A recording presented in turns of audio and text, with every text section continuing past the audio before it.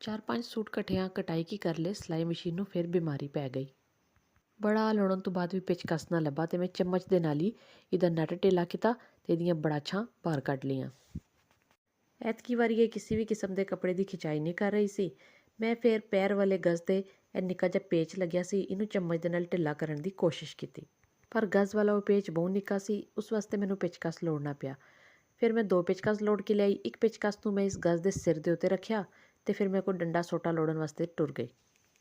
ਫਿਰ ਇੱਕ ਦਮਾਣੀ ਜਿਹੀ ਹਥੌੜੀ ਮੈਨੂੰ ਲੱਭੀ। ਮੈਂ ਪੇਚਕਸ ਨੂੰ ਗਜ਼ ਦੇ ਸਿਰ ਦੇ ਵਿੱਚ ਰੱਖ ਕੇ ਉਤੋਂ 2-3 ਹੌਲੀਆਂ ਸੱਟਾਂ ਮਾਰੀਆਂ।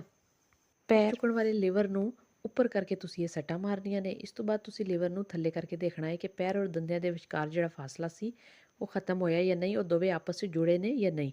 ਇਸ ਤੋਂ ਬਾਅਦ ਤੁਸੀਂ ਇਸ ਪੇਚ ਨੂੰ ਦੁਬਾਰਾ ਟਾਈਟ ਕਰ ਦੇਣਾ ਹੈ ਤੇ ਤੁਹਾਡੀ ਮਸ਼ੀਨ ਹਰ ਕਿਸਮ ਦੇ ਕੱਪੜੇ ਦੀ ਖਿਚਾਈ ਲਈ ਤਿਆਰ ਹੈ।